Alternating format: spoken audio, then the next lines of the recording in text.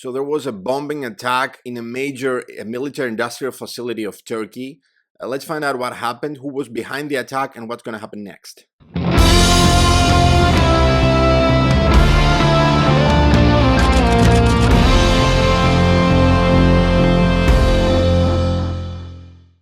Hello everybody, my name is Stavros. I'm a professor of international relations and an advocate for democracy. This is Black Flag Media. This is a free and independent YouTube channel where we actually talk about international news, global news, freely without any political ideologies or anything else holding us back. So this is a video regarding last afternoon's attack inside Turkey, specifically the place north of Turkey, the Kahramanmaraş industrial complex, was targeted by militants. Specifically, we're talking about TUSAS, which is a major company producing weapons, drones, helicopters, both military and civilian, for the Turkish government. We're talking about a company which is it's a public company, so the state of Turkey is behind this TUSAS company, and it was targeted by militants.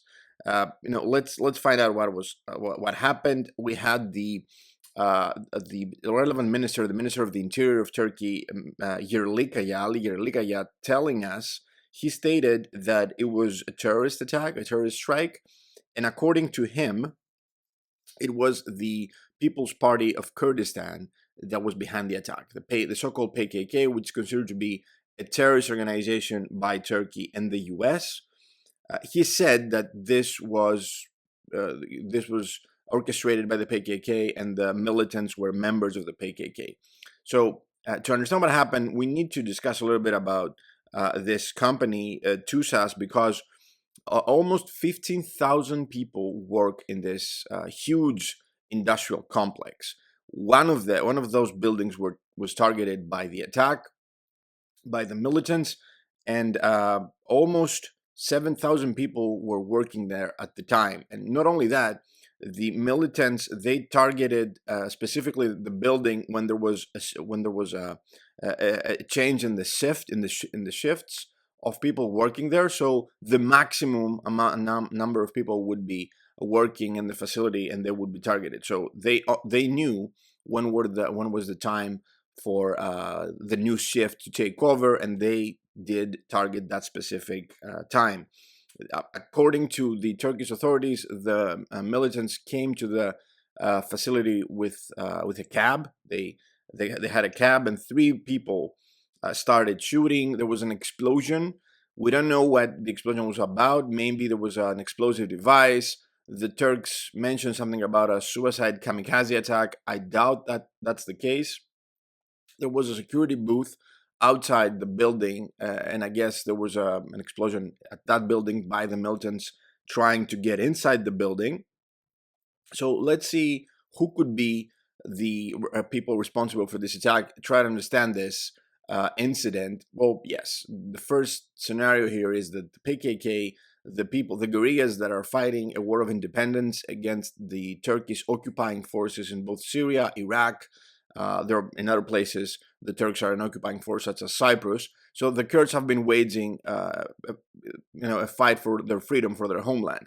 There was the Treaty of Sèvres in 1920s, and the Treaty of Sèvres was the treaty where the Kurdistan country was to be founded. But unfortunately for the Kurds, this treaty was never ratified, although it was accepted by the Ottoman Sultan at the time. Then we had another treaty, the Treaty of Lausanne, and the Kurds didn't see their country materialize, unfortunately, again, for the Kurdish people. And again, this is a historic necessity, a just necessity, a just development for the Kurds to also have their own homeland. The Greeks did, the Armenians did, the Kurds are fighting for this homeland. So since the 1980s, the PKK, the Kurdish Liberation Front, the Kurdish People's Party, they have been actually fighting for their freedom. And that's one option for this attack, one scenario, one possible organization. The other organization, the second scenario, would be the jihadist groups that Turkey has on their payroll.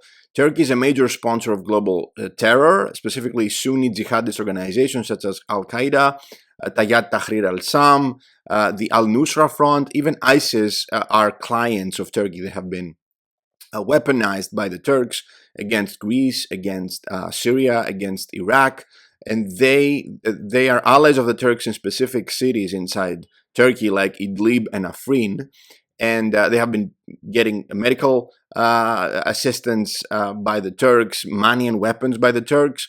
But at the same time, lately, we're monitoring the Turkish president, Recep Tayyip Erdogan, trying to approach the president of Syria, Bashar al-Assad, to amend their relations, and this will be obviously at the detriment of the so-called, rebels inside Syria. These rebels fighting against Bashar al-Assad are basically the jihadi terrorists that Turkey is arming and supporting. So they have been in the past targeting Turkey to send a message that, you are our Patreon, don't abandon us, basically, or else.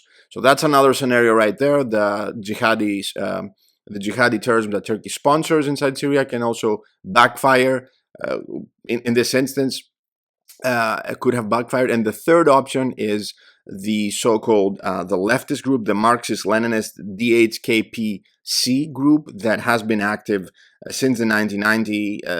Yes, this is also the third scenario, the so-called far-left insurgents. But truth be told, according to my view on what has been going on recently and the political developments in Turkey, I think that the PKK seems the most plausible explanation here. So I will have to agree with the Turks because the Turks did indeed say that it was the PKK behind this attack. So why would the PKK attack Turkey right now? Well, because Recep Tayyip Erdogan tried to make friends with PKK because of political reasons. There is the Kurdish community in Turkey is pretty big. They have their own political party, the so-called DEM party, which is the third largest factor in political power in the country. And Erdogan needs them to amend the constitution so he can be president forever. And that is what he is trying to do. He's trying to approach the Kurdish people. He's trying to approach the politicians.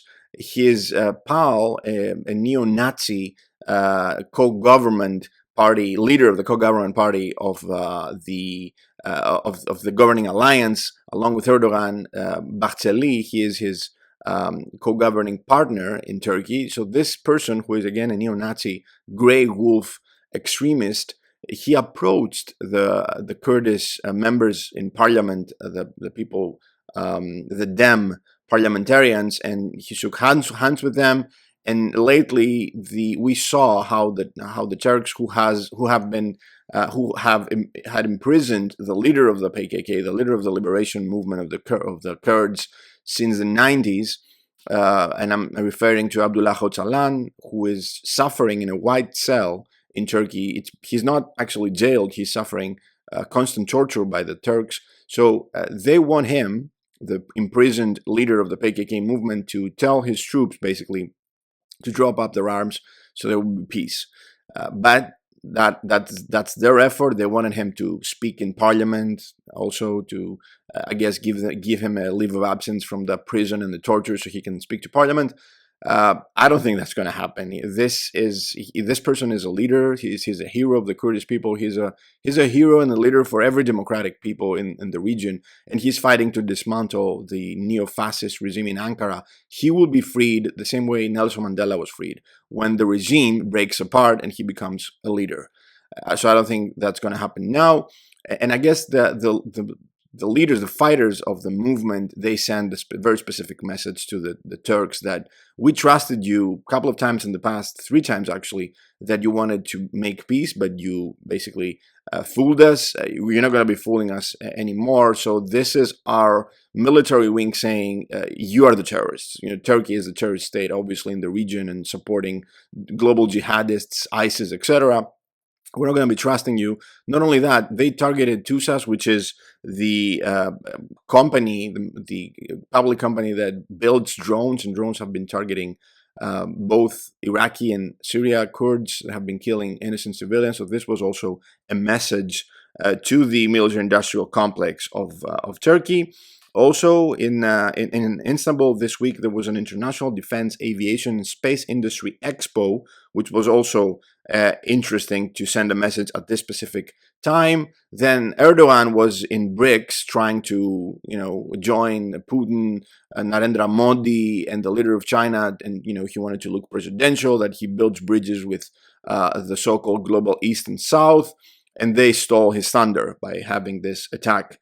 And the interior minister, again, the Turkish minister Yerlikaya, he said he used barbaric language, which it doesn't it belittles the office of the minister. He said, "We are determined to cut off the breath of the attackers." Cut off the breath. Who talks like that? Cut off their breath. He also said, we give these PKK scoundrels the punishment they deserve every time, but they never come to their senses. Yeah, so he sounds like a bully, because most of the Turkish ministers are bullies. They're barbaric people leading a country and throwing it to the rocks. So yes, he also said that they actually identified one person, and they only killed 2 terrorists. I guess they're looking for the woman, I think. So yes, they identified one of them, and he said that he is a member of the PKK. So they decided, guess what, to fight back, and they started again do what Turks usually do: bombard other countries with no justification. So they bombarded both Syria and Iraq, 2 sovereign countries. They said that they neutralized 32 targets, and they did say that they took all kinds of precautions to prevent harm to civilians. Yeah, they never do that. They don't care about civilian casualties. And according to the local authorities, specifically in Syria, for instance, 2 non-combatants were assassinated by these strikes by the Turks last night. Among them, 2 children. So this is what Turkey is at the end of the day. They stifle people's right to exist. They have been oppressing Kurdish people not only as a separate country or an autonomous district, but also their identity, their language, their music. And then they assassinate and bombard non-combatants and children. So I guess this is what's happening. We can say that it probably is the PKK behind this attack, and it's an attack against a military, actually, target, a military industrial complex target, which is targeting them in both Rojava, that's northeast Syria, and the northern part of Iraq. Let's see how things develop as we move forward. We're going to be following this development. If you like this video, really actually do so and like this video. And if you want to see more of these videos, you can subscribe, because more videos are coming. Thank you guys. That's it for today. Please share if you did indeed like this video, and keep raising the black, keep raising the voice of freedom and democracy.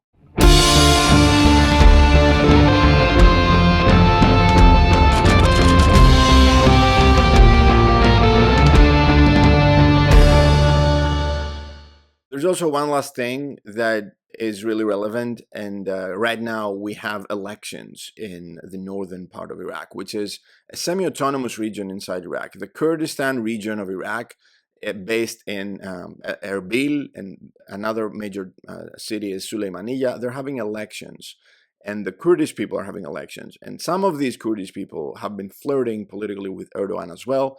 So I guess this is also a message to them, to traitors, to the Kurdish people, that you shouldn't be approaching Erdogan. He's a fascist, he's a criminal. The modern day Turkish country and regime is a criminal, genocidal country. They have been killing Kurds, Armenians, Greeks, and this cannot stand. The only way for this to stop is to make amends, accept their crimes, and basically dismantle this regime so democracy can thrive.